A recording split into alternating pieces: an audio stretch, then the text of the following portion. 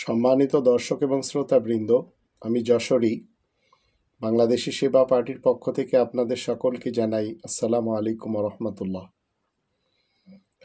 পৃথিবীতে অনেক মানুষের গবেষণা থাকে, আমার নিজের ছোট্ট একটি গবেষণা।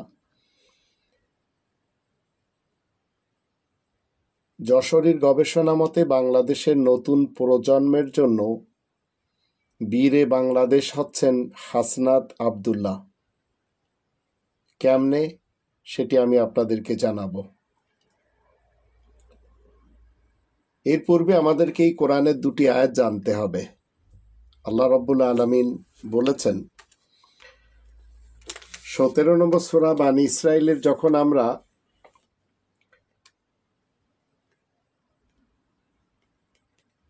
81 নম্বর আয়াত দেখি, সেখানে বলা হচ্ছে ওয়াকুল জা আল হক ওয়াজহাকাল বাতিল ইন্নাল বাতিলা কানা যাহুকা। তুমি বলে দাও, সত্য আসলেই তো বাতিলের অবসান ঘটে, নিশ্চয় বাতিল তো বিলোপ হবার মতো।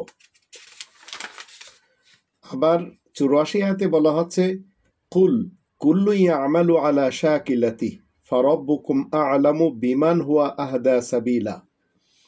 তুমি বলে দাও, প্রত্যেকে তার রীতিনীতি অনুসারেই কাজ করে, সুতরাং তোমাদের রবই একথা বেশ জানেন কে বেশি সঠিক পথে রয়েছে। বাংলাদেশ যখন পূর্ব পাকিস্তান ছিল 1947 থেকে 1971, আবার যখন 1971-এ এই বাংলাদেশ স্বাধীন হয়ে ভারতের পেটে চলে গিয়েছিল, আবার সেই বাংলাদেশ 2024 সালের 5 অগস্ট নতুনভাবে আল্লাহ তাআলা আমাদের হাতে তুলে দিলেন। এখন নতুন প্রজন্মের জন্য বীরে বাংলাদেশ হচ্ছেন হাসনাত আবদুল্লাহ। প্রত্যেকটি মানুষ নিজ নিজ রীতি অনুযায়ী কাজ করে। যত পলিটিশিয়ান আমরা দেখি, এরা এদের মতো করেই কাজ করে। তো এখন এই হাসনাত আবদুল্লাহ হয়তো ভারতের রয়ের কূট চালে হেরেও যেতে পারে, তবে আগামী প্রজন্মের ছেলে মেয়েদের গার্জিয়ানরা তাদের গল্প শোনাবে ছেলে মেয়েদেরকে যে আমাদের এক জার্সি পরা ক্যাপ্টেন ছিল, বীর ছিল। হ্যাঁ, ক্যাপ্টেনই তো, বীরই তো। যখন 1000 কোটির ডিলিংসে ক্যাশ প্রেমিকরা দেশপ্রেমিকের সার্টিফিকেট বিক্রি করেছে, তখন এই ছেলেটা একটা জার্সি পরে সেইটা সবাইকে বলে দিয়েছে। আপনারা জানেন সে আয়ানের কথা। সে বলেছিল সিরিয়ান বালক যে আমি আল্লাহ তাআলার কাছে যে সব বলে দেব। সবাই যখন 1000 কোটি ক্যাশ নিয়ে আরো আরামের জীবনের খোঁজে ব্যস্ত ছিল, এই ছেলেটা তখন সাহস করে বলেছিল যদি মরে যায় সবাই জানুক কেন মরতে হয়েছে। তো বাংলাদেশের রাজনীতি গরিবের হক মেরে আরো ভালো করে বেঁচে থাকার রাজনীতি। সামান্য কিছু লোকেরাই শুরু দিন থেকেই, সে 1947 থেকে 1971, 1971 থেকে 2024, আর আজ নতুন বাংলাদেশে আমরা বসবাস করছি, সবাই গরিবের হক মেরে আরো ভালো করে বাঁচার রাজনীতি করে চলেছে। আবার এই দুর্নীতিবাজ, দুষ্কৃতিকারী, ভ্রষ্টাচার এবং নৈরাজ্য সৃষ্টিকারী পলিটিশিয়ানদের অনেকেই মরেও গেছে, মেরেও দেওয়া হয়েছে। এখনো অনেকে বেঁচে আছে, এরাও মরবে। এই রাজনীতিতে মরার জন্য খুব কম মানুষই এসেছে আজ পর্যন্ত। হাসনাত আবদুল্লাহ ওই কম মানুষদেরই একজন। তো বাংলাদেশের 18 কোটি মানুষ তাকে স্যালুট জানাচ্ছে। আমি যশোরী, যে বাহনে সওয়ার হয়েছি সেটি আল্লাহ তাআলার কালামের বাহন, যেটি আপনারা আমার হাতে দেখছেন। সেই বাহনের গন্তব্য সুখময় বাগান, সেখানে তার গন্তব্য। রবের বাহন একদিন শেষ গন্তব্যে পৌঁছে যাচ্ছে, আপনাকে নিয়ে অথবা আপনাকে ছেড়ে। যদি আপনি সেই বাহনে বসতে পারেন, তাহলে আপনাকে মনে রাখতে হবে সেই বাহন আপনাকে যে ডেস্টিনেশনে পৌঁছাবে সেটি সুখময় বাগান। আর যদি সেই বাহনে আপনি চড়তে না পারেন, তাহলে মনে রাখবেন আপনাকে কণ্টকময় যাতনাতে যেতে হবে। তা আমরা সবাই আল্লাহ তাআলার বিধান মতে জেনেছি আল্লাহ তাআলা ছাড় দেন, ছেড়ে দেন না। সেটি আমরা একের পর এক আমাদের দেশের যারা দুর্নীতিবাজ পলিটিশিয়ান হোক কিংবা ধর্মজীবী মোল্লা হোক, তাদেরকে আমরা দেখেই চলেছি। কেউ অপমান হয়, কেউ বিতাড়িত হয়। 1971 থেকে 2024 পর্যন্ত এদেশের মানুষের উপর অনেক অত্যাচার হয়েছে। লার্জেস্ট দুটি পার্টি এবং যারা এই দুটি পার্টির সাথে সম্পর্ক রেখেছিল তাদেরই কারণে। তা আমাদের জানতে হবে বিচার দুনিয়াতে না হলেও, যদিও দুনিয়াতে হয়, কিন্তু পরকালে অবশ্যই বিচার হবে। কারণ আল্লাহ বলেন, কুল্লু নাফসিন যায়িকাতুল মাউত ওয়া নাবলুকুম বিশ-শাররি ওয়াল খায়রি ফিতনা ওয়া ইলাইনা তুরজাউন। প্রত্যেকটি ব্যক্তিত্বকে মৃত্যুর স্বাদ গ্রহণ করতে হবে, প্রত্যেকটি নফসকে বা আত্মাকে, যেটি আমরা আমাদের ভাষায় বলি। তারপরে ভালো মন্দের যাচাই করা হবে। আল্লাহ তাআলার দিকেই তো আমাদের সবাইকে চলে যেতে হয়। যারা আওয়ামী লীগ করেন, বিএনপি করেন কিংবা জাতীয় পার্টি করেন, বিশেষ করে শিক্ষার্থী যারা রয়েছে আর আম জনতা, তাদেরকে আমি বলতে চাই, আপনাদের চিন্তা করতে হবে। যাদেরকে আপনারা হিরো মনে করে চলেছেন, তারা কিন্তু খুনি। আবার তারা কেউ ভোট চোর, আবার তারা কেউ স্বৈরশাসক, আবার তারা কেউ বোমা বিস্ফোরণকারী বা কারিনী। তো আপনাদের ব্যক্তিত্বকে তাদের অধীনে করে দিয়েছেন, কারণ আপনাদের কাছে কোরআনের সত্য জ্ঞান নেই। তাই তো আপনারা শিক্ষার্থী যারা রয়েছেন, আপনারা দেখেই চলেছেন এদেশের অনেক শিক্ষাঙ্গনে গাঁজার চাষ হতে, আবার ধর্ষণ হতে। তদ্রূপ ধর্মজীবী মোল্লা যারা রয়েছে, তাদের ধর্মের খোয়াড়েও একই কাজ হচ্ছে। দেশের মানুষ শিক্ষাঙ্গন থেকে ক্যাডার তৈরি হতে দেখছে, ধর্মের শিক্ষাঙ্গন থেকে নাস্তিক হতে দেখছে। তা আমাদের দেশের অনেক অসভ্য শিক্ষক এবং শিক্ষার্থী যারা, তারা কখনো ইসলাম নিয়ে, কখনো কোরআন নিয়ে, কখনো আল্লাহকে নিয়ে কটূক্তি করে। তো আপনারা যারা এই পার্টিগুলিতে নিজেদের ব্যক্তিত্বকে সোপর্দ করে দিয়েছেন, আপনাদের জানতে হবে এই কোরআন যখন আমরা 17 নম্বর সূরা বানী ইসরাইলের 71-72 দুটি আয়াত পড়ি, সেখানে আল্লাহ বলছেন যে পরকালে প্রত্যেককে ডাকা হবে তাদের নেতা নেত্রী সহ, নেতা নেত্রীর সাথে। আবার কোরআন থেকে যে অন্ধ হবে, পরকালে তাকে অন্ধ হয়ে উঠতে হবে। আর এটি অ্যাবসোলুটলি সত্য কথা। তো যারা দুর্নীতিবাজ, দুষ্কৃতিকারী, ভ্রষ্টাচার এবং নৈরাজ্য সৃষ্টিকারী খুনি নেতা নেত্রীদের হাতে নিজেদের ব্যক্তিত্বকে বিলীন করে দিলেন, আপনারা সেই সব ভ্রষ্টাচার নেতাদের সাথেই, নেত্রীদের সাথে উঠবেন। তদ্রূপ যারা ধর্মের কাহিনী করে চলেছেন, যারা পীর সেজেছেন, জাহাজ ভরে মানুষকে জান্নাতে নিয়ে যেতে চান, এদের জালে যারা ফেসে গেছেন, জামানার ইমাম যে কিনা বলে চলেছে যে আমি তোমাদের মুক্তিদাতা, মনে রাখবেন এই ভণ্ডদের হাতে যখন আপনার ব্যক্তিত্বকে বিক্রি করে দিয়েছেন, পরকালে এদের সাথে আপনাকে উঠতে হবে। এই হাসনাত আব্দুল্লাহ বাংলাদেশেই জন্ম নিয়েছে, সে ধন্য। পৃথিবীর মানুষ অল্প সময়ে জেনে গেছে যে এ কানাডার বেগমপাড়াতে যেতে চায়নি, আমেরিকার নিউ ইয়র্কেও যেতে চায়নি, ওয়াশিংটন কিংবা ইউরোপের কোনো স্থানে, আফ্রিকার কিংবা মিডল ইস্টের কোনো স্থানে, সিঙ্গাপুর কিংবা মালয়েশিয়াতে, চায়না কিংবা জাপানে থাকার জন্য সে রাজি হয়নি। এক কথায় সে নিজের জমিরকে, নিজের ব্যক্তিত্বকে বিক্রি করে শুধু নিজেই সুখে থাকবে সেটি চায়নি।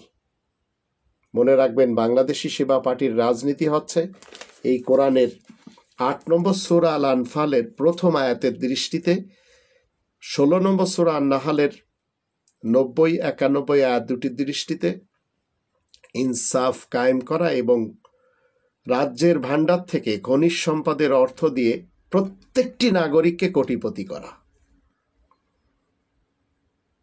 হাসনাত আব্দুল্লাহ এমন একটি কাজ করল যেটি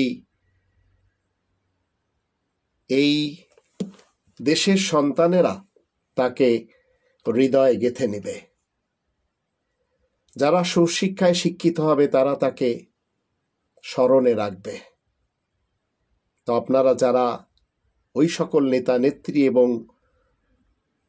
কর্মীদের অনুসারী হয়েছেন, মনে রাখবেন, যারা এদেশে বিভিন্ন স্থানে বোমা বিস্ফোরণ করেছে, গ্রেনেড হামলা করেছে, পিলখানার ঘটনা ঘটিয়েছে, শ্যাপলা চত্বরের ঘটনা ঘটিয়েছে, স্বৈরা শাসক, এদের আপনি অধীনস্থ হয়ে দুনিয়া ছেড়ে একদিন চলে যাবেন। মানুষ আপনার কবরের নেম প্লেটে হয়তো দেখবে যে আপনি অমুক তমুকের অনুসারী ছিলেন। আমি অনেক কবরে দেখেছি যে কবরে কবরবাসীর নামের সাথে লেখা রয়েছে সাবেক, মানে জীবিতকালে সংসদ সদস্য ছিলেন, আবার লেখা রয়েছে মুক্তিযোদ্ধা ছিলেন। এই টাইপের অনেক কথা আমরা দেখতে পাই। তো আপনি যদি ভবিষ্যৎ প্রজন্মকে কিছু দিতে চান তাহলে কোরআনের বিধানে ফেরত আসুন, কোরআন স্টাডি করুন। এই কোরআন 5টি দাবি দেয়। আজকের পৃথিবীর 900 কোটি মানুষকে কোরআন 5টি দাবি দেয়। 1 নম্বর দাবি হচ্ছে এই কনস্টিটিউশনকে শতভাগ বিশ্বাস করতে হবে। 2 নম্বর দাবি হচ্ছে এই কনস্টিটিউশনের নিজস্ব ভাষা রয়েছে, সেই ভাষায় পড়া শিখতে হবে। 3 নম্বর হচ্ছে এই কনস্টিটিউশন, এই সংবিধানকে মাতৃভাষায় জানতে হবে। 4 নম্বর হচ্ছে এই কনস্টিটিউশন মতে জীবন কাটাতে হবে। আর 5 নম্বর হলো এই কনস্টিটিউশনে তাবলিগ করতে হবে। তো যদি আপনি আমি কোরআনের ইসলাম রবের শান্তির কিংডমে সবসময় জিতেই থাকে, এখন এই কনস্টিটিউশনের সাথে যদি আপনি, এই সংবিধানের সাথে যদি আপনি নিজের ব্যক্তিত্বকে সম্পৃক্ত করে নেন, জিতে যাবেন। নইলে আপনি এই খুনি, এই দুর্নীতিবাজ, দাগাবাজ, দুষ্কৃতিকারী নেতাদের অন্ধকার জীবনের সাথে হারিয়ে যাবেন। অথবা যারা আগুনখোর বক্তা রয়েছে, যারা দোজখের ইন্ধন রয়েছে, তাদের সাথে আপনিও দাও দাও করে জ্বলবেন। আমাদের দেশে অনেকে খিলাফত চান, আবার বলেন যে হয়তো খিলাফত নয়তো শাহাদাত। এই ধরনের স্লোগান কোরআন কখনো আমাদেরকে দিতে বলে না। আবার হিজবুত তাওহীদের ইমাম তিনি বলেছেন, আমি দুনিয়ার মানুষের মুক্তি দিতে এসেছি। অথচ কোরআনের 17 নম্বর সূরা বানী ইসরাইলের যখন আমরা 9 নম্বর আয়াত দেখি, তখন আমরা জানি নাহাজাল কোরআন ইয়াহদি লিল্লাতি হিয়া আকওয়াম ওয়া ইউবাশশিরুল মুমিনিন আল্লাযীনা ইয়ামালুনা সলিহাতি আন্না লাহুম আজরান কাবীরা।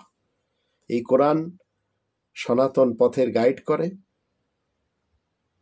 আর যারা নিরাপদে থেকে অন্যদেরকে নিরাপত্তা দিতে জানে তাদেরকে সুসংবাদ দেয়।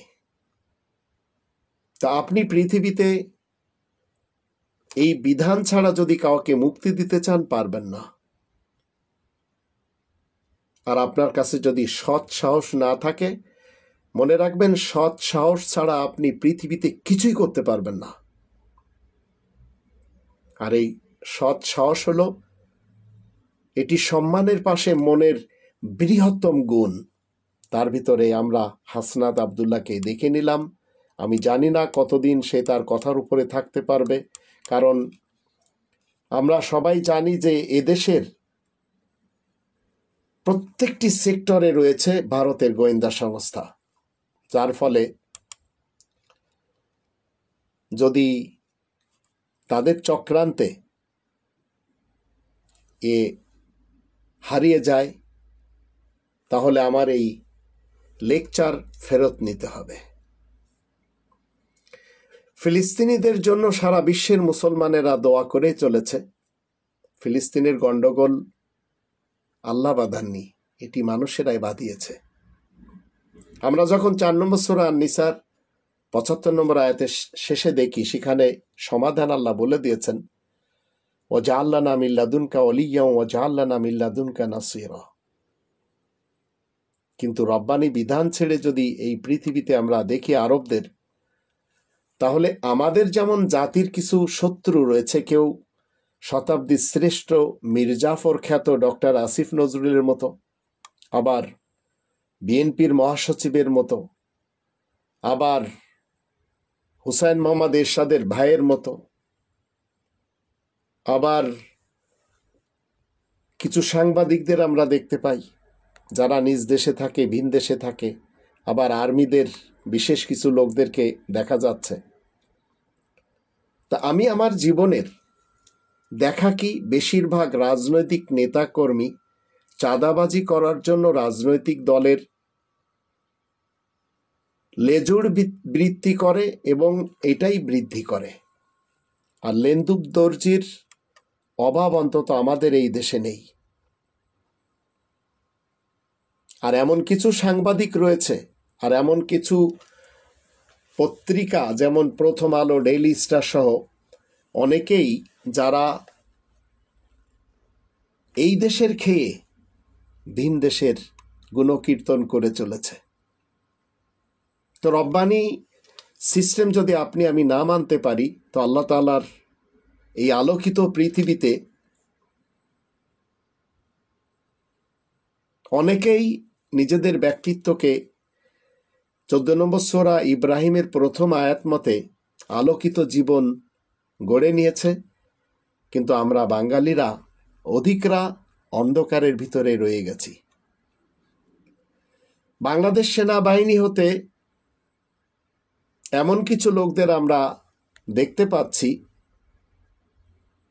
আমি বাংলাদেশ সেনাবাহিনীকে বলতে চাই, জেনারেল ওয়াকারুজ্জামান সহ সবাইকে, আপনাদেরকে শুধু সেনাবাহিনী হতে হবে, নো রাজনীতি, নো ব্যবসা, আপনাদেরকে ফুল স্টপ হতে হবে।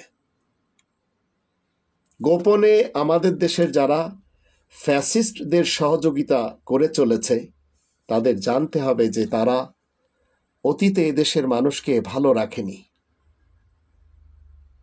তারা এমনটি ভারতের হয়ে খেলেছে, যেমন আজ গাজায় যে ঘৃণ্য যে হামলা হয়েছে, এই গাজার ঘৃণ্য হামলার সবচেয়ে বড় খেলোয়াড় হচ্ছে ট্রাম্প, সৌদি যুবরাজ,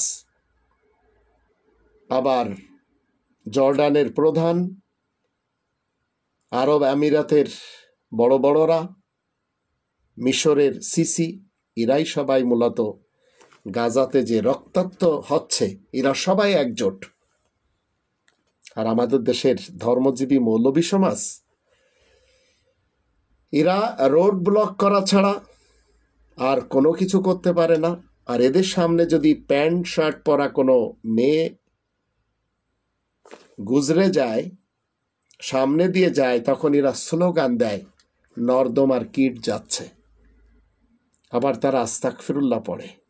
এগুলি বেদনা জাতির জন্য। যারা এই মুহূর্তে বাংলাদেশ আর্মিতে এবং বিভিন্ন প্রশাসনে রয়েছেন, মনে রাখবেন, ট্যাক্সের টাকায় আপনাদেরকে লালন পালন করা হয়।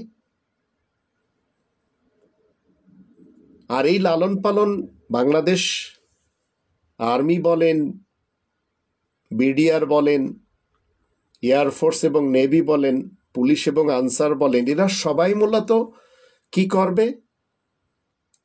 জাতিকে ইন্ডিয়া থেকে প্রোটেক্ট করবে। কিন্তু সেই আর্মি যদি ইন্ডিয়ার হয়ে আমাদের উপর শোষণ করে, তাহলে এটি তো কাম্য নয়। এখন যদি জেনারেল ওয়াকারুজ্জামান শপথ ভঙ্গ করেন, তাহলে উনাকে কেন অপসারণ করা হবে না? শিক্ষিত সমাজ এটি প্রশ্ন করেই চলেছে। ছাত্রদের বিপক্ষে যে কিন্তু মির্জা ফখরুল ইসলাম আলমগীর সাহেব কি বলেছেন, এই ছাত্র জনতা যে লড়াই করেছে, এই হাসানাত আব্দুল্লাহ এবং অন্যান্যরা, তাদের সাথে বিএনপি দেয়নি। আবার গামসা কাদের বা কাদের সিদ্দিকী জামাতের বিরোধিতা করতে যে কি বলেছে, যে পরকালে জামাতের সাথে ভেসতে যাবেন না। আবার এই কালে দেখা যাচ্ছে ইফতার মাহফিলেও একত্রিত হচ্ছেন। টক শোতে আমরা দেখতে পাচ্ছি একজন জামাত প্রধান, তিনি আওয়ামী লীগের বিরুদ্ধে কথা বলছেন। আবার যখন তার কাছে জিজ্ঞেস করা হচ্ছে যে আপনি আওয়ামী লীগের বিরুদ্ধে বলছেন, কিন্তু 1971 আপনি কি করেছেন আপনারা, তিনি বলছেন যে জাতির লোকদের বুকে গুলি চালিয়েছে আওয়ামী লীগ, তাদের এখন রাজনীতি করার আর কোনো প্রকারের এই জাতি সুযোগ দিবে না। অথচ একই কাজ 1971 এই জামাত করেছে। তা আমাদের দেশে যে যেখান থেকে যেভাবে যে চাল বা যে দাওয়াই দিলে জাতির কিছুটা স্বস্তি হবে ক্ষণিকের জন্য, সেগুলি করে চলেছে।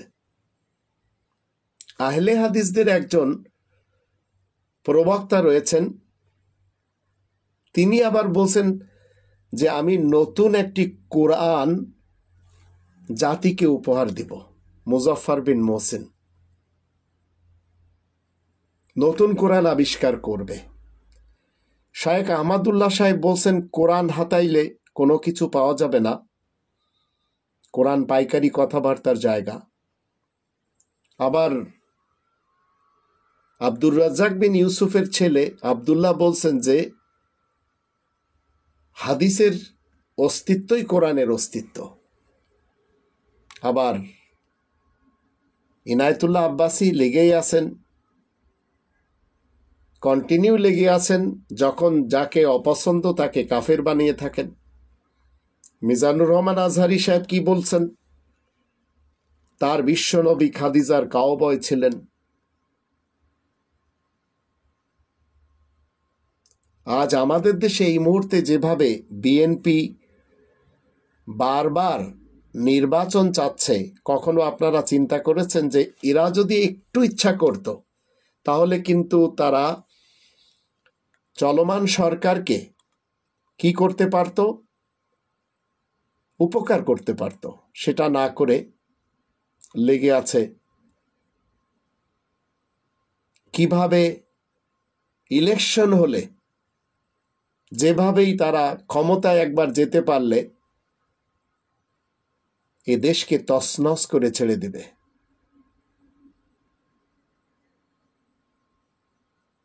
এই জামাত নেতা আবার মুখ ফসকে বলে ফেলেছেন 1971 স্বাধীনতার বিরুদ্ধে জামাতে ইসলাম পাকিস্তানের পক্ষে ছিল, এটা কোনো অপরাধ না। মৌলবীদের অবস্থা এতটাই খারাপ যে তারা মসজিদুল হারামের অনুসারী হয়ে মসজিদুল হারাম থেকে যখন যে ভঙ্গিতে যত রাকাত নামাজ দেওয়া হচ্ছে সেটি নিতে রাজি না। অথচ 2 নম্বর সূরা আল বাকারার 125 নম্বর আয়াতের মধ্যে বলা হচ্ছে ওয়াত্তাখিজু মিন মাকামি ইব্রাহিমা মুসাল্লা। তোমরা সবাই 900 কোটি মানুষকে আল্লাহ বলছেন ইব্রাহিমের দাঁড়ানোর স্থান থেকে কায়েমকৃত নামাজকে নিয়ে নাও। এখন যারা নিবে না তাদেরকে আল্লাহ যাতনাতে পৌঁছে দিবেন। 8 নম্বর সূরা আল আনফালের যখন আমরা 34-35 আয়াত দুটি দেখি। হাসনাত আবদুল্লাহকে সবাই অন্তরের অন্তঃস্থল থেকে শুভেচ্ছা জানাচ্ছে, দোয়া দিচ্ছে, সালাম জানাচ্ছে। তার দৃষ্টি ভঙ্গি দেখে দেশের মানুষ সত্যটা জানতে পেরেছে, তার দীর্ঘায়ু কামনাও করে চলেছে। এইভাবে যদি আপনি আমি নিজেদের ব্যক্তিত্বকে লোভের থেকে একটু দূরে সরিয়ে নিতে পারি, তো যেমন বরিশালের কিছু লোকেরা তাকে নতুন প্রজন্মের জন্য শেরে বাংলা উপাধি দিয়েছে। বাংলাদেশের নতুন প্রজন্মের শেরে বাংলা হচ্ছেন হাসনাত আবদুল্লাহ। তো আপনি আমি যদি একটু রব্বানি বিধানের দিকে ফেরত আসতে পারি, তাহলে আল্লাহ রব্বুল আলামিন আপনাকে আমাকে যে উপাধি দিবেন, সেই উপাধিটা এমন যাকে আমরা বলি মুহাম্মদ, আয়াত প্রচারের কারণে প্রশংসিত উপাধির ধারক। তো আয়াত যখন আপনি প্রচার করবেন, আপনি কি হবেন? আল্লাহ তাআলার বার্তাবাহক, যাকে আরবিতে বলা হয় রাসূলুল্লাহ। আল্লাহ তাআলা কখনো কোনো মানুষের উপর অবিচার করেন না। আল্লাহ তাআলার কাছে সর্বোৎকৃষ্ট ব্যক্তি সেই ইন্না আক্রামাকুম ইনদাল্লাহি আতকাকুম, যে তাকওয়ার ভিত্তিতে অগ্রগামী। 49 নম্বর সূরা আল হুজুরাতে 13 নম্বর আয়াত। কিন্তু তিনি যখন বৃষ্টি দান করেন, তিনি কি গরিব ধনী দেখেন? হিন্দু বৌদ্ধ ইহুদি খ্রিস্টান দেখেন? মুসলমান শিয়া সুন্নি সালাফি দেখেন? সকলকে তিনি বৃষ্টি দেন। বাতাস সকলের জন্য, সূর্য ওঠে সবার জন্য, তাপ সকলকে দেন, চাঁদ ওঠে সকলের জন্য, তার সৌন্দর্য সবাই যেন উপভোগ করতে পারে।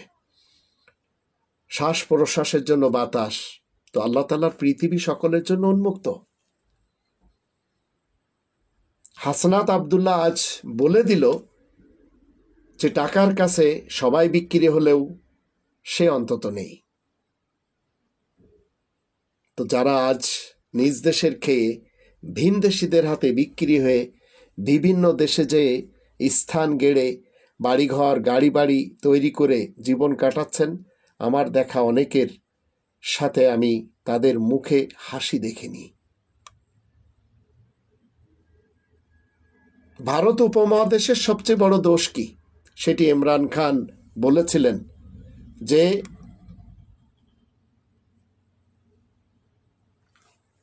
এই বাংলাদেশ, পাকিস্তান, ভারত কেন আগে বাড়তে পারে না? কারণ এখানে যারা লিডার হয় তাদেরকে আর্মিরা কিনে ফেলে, তাদেরকে আর্মিদের কথা শুনতে হয়, অথবা ভিনদেশীদের কথা শুনতে হয়, তাদের হাতে বিক্রি হতে হয়। ইমরান খান বিক্রি হয়নি, যার ফলে তাকে এখনো সেই জেলের ভিতরে পৌঁছতে হচ্ছে। হাসনাত আবদুল্লাহ বিক্রি হয়নি, কিন্তু সে বলে চলেছে যে মানুষ অন্তত জানুক, যদি তার মৃত্যু হয়, যে কি জন্য মৃত্যু হলো। কোরআনের ইসলাম আমাদেরকে কি শিক্ষা দেয়? বৌদ্ধদেরকে আমরা দেখি হিন্দুদের সাথে বসবাস করছে, কোনো সমস্যা নেই। হিন্দুরা খ্রিস্টানদের সাথে বসবাস করছে, কোনো সমস্যা নেই। খ্রিস্টান যারা, তারা সিন্টোস, তাদের সাথে বসবাস করছে, কোনো সমস্যা নেই। সিন্টোস তারা কনফুসিয়ানদের সাথে বসবাস করছে, কনফুসিয়াসরা বাহাইদের সাথে বসবাস করছে, বাহাইরা ইহুদিদের সাথে বসবাস করছে, ইহুদিরা নাস্তিকদের সাথে বসবাস করছে, শিখরা হিন্দুদের সাথে বসবাস করছে, কোথাও কোনো সমস্যা নেই। কিন্তু সমস্যা কখন? আমাদের দেশের এই ধর্মজীবী আগুনখোর বক্তা হুজুর যারা রয়েছে, মুষ্টিমেয় এদের পরিসংখ্যান যখন আমি আপনাদের সামনে বিভিন্ন ভিডিওতে তুলে ধরেছি, 118 জন প্লাস। এরা আমাদেরকে হিন্দুদের সাথে বসবাস করতে দেয় না, বৌদ্ধদের সাথে বসবাস করতে দেয় না, শিখদের সাথে বসবাস করতে দেয় না, ইহুদি খ্রিস্টানদের সাথে বসবাস করতে দেয় না। আর আরব ইতিহাসের নবী, যাকে খাদিজার কাওবা হিসেবে সত্যায়িত করেছে মিজানুর রহমান আজহারি, তিনি আবার বলে গেছেন আখরিজুল ইহুদ মিন জাজিরাতিল আরব, ইহুদিদেরকে আরব এলাকা থেকে বের করে দাও। তো এই কথা যদি কেউ শোনে, তো সেই ইহুদিকে বসে থাকবে? তারাই আজ মুসলমানদেরকে বের করার তালে আছে। তো তাদের সাথেই আজ দিয়ে চলেছে সিসি, সৌদির যুবরাজ, আরব এমিরাটসের বিভিন্ন নেতারা। আবার এই ফিলিস্তিন নিয়ে যে খেলোয়াড়, সে শুধু নেতানিয়াহু না, নেতানিয়াহুর পিছনে আবার ট্রাম্প রয়েছে। আবার সেই ট্রাম্পকে আমাদের দেশের খুনি হাসিনা মেনে চলেছে। তার বড় আশা, মোদি বলেন, ট্রাম্প বলেন, খুনি হাসিনা বলেন, নেতানিয়াহু বলেন, এরা সবাই এক জিনিস।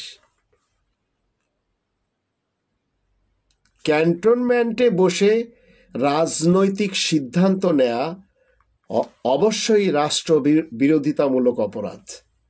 তো রাজনীতি যদি আর্মিরা করতে চায়, তাদেরকে চাকরি ছেড়ে মাঠে চলে আসা উচিত।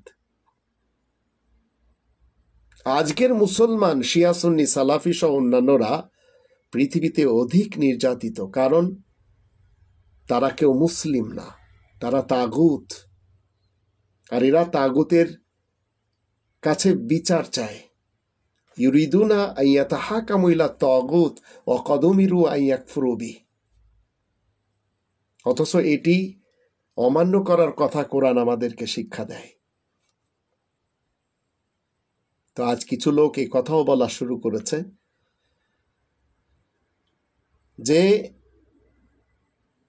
আপনি জীবনে দুইভাবে হারবেন, এক হচ্ছে বাংলাদেশে জন্ম নিলে, দুই হচ্ছে বাংলাদেশের নাগরিক হলে। কিন্তু হাসনাত আব্দুল্লাহ সেটিকে দেখিয়ে দিল এই কথা ঠিক না। এই ছেলেটি বলছে কি, মৃত্যু হলেও মানুষ জানুক কেন মারা গিয়েছি। হাসনাত আব্দুল্লাহ। তো এখন যদি আপনি আমি আল্লাহ রাব্বুল আলামিনের বিধানকে মেনে চলতে পারি, সুখের জীবন পাব। আজ আমাদের দেশের সেনাবাহিনীকে ম্যাজিস্ট্রেসি পাওয়ার দেওয়ার পরও দেশের আইন শৃঙ্খলা পরিস্থিতির যে এত অবনতি, এই প্রশ্নের উত্তর কে দিবে? তো কেন আজ নিজ দেশের খেয়ে ভিন দেশের দালালি করা হচ্ছে? আবার ধর্মজীবী আগুনখোর বক্তা, যারা ধর্মের ঘর তৈরি করেছে, লূত রাসূলের যখন আমরা ইতিহাস পড়ি কোরআন থেকে, তো লূত রাসূলের সময় বলৎকারের যে গোষ্ঠীর প্রজন্ম আমরা আমাদের এই ছোট্ট বাংলাদেশের বিভিন্ন এলাকায় বসবাস হতে দেখছি, এরা সবাই রব্বানি প্ল্যানের বিপরীত জীবন কাটিয়ে চলেছে।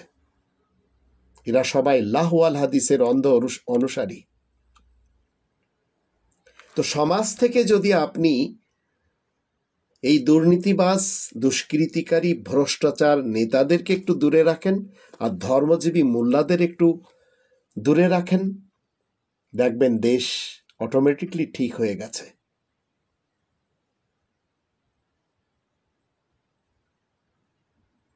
হাসনাত আব্দুল্লাহ আমাদেরকে অনেক কিছু শিক্ষা দিয়ে দিল। আমি বাংলাদেশের ওই সকল লোকদেরকে বলতে চাই যারা ভারতের দালাল হয়ে নিজেদের জীবন পরিচালনা করাকে শ্রেয় মনে করে চলেছেন, ভারতের দালাল হওয়ার চেয়ে নিজ এলাকার যে গরুর হাট রয়েছে, সেই গরুর হাটের দালাল হয়ে সম্মানের রুজি কামান। কিন্তু দেশের বিরুদ্ধে যে সামান্য টাকার জন্য নিজেদের জমিরকে, ব্যক্তিত্বকে বিক্রি করবেন না, এটি কোনোভাবেও সৃষ্টিকর্তা পছন্দ করবেন না। আল্লাহ আমাদের সবারই সহায় হন।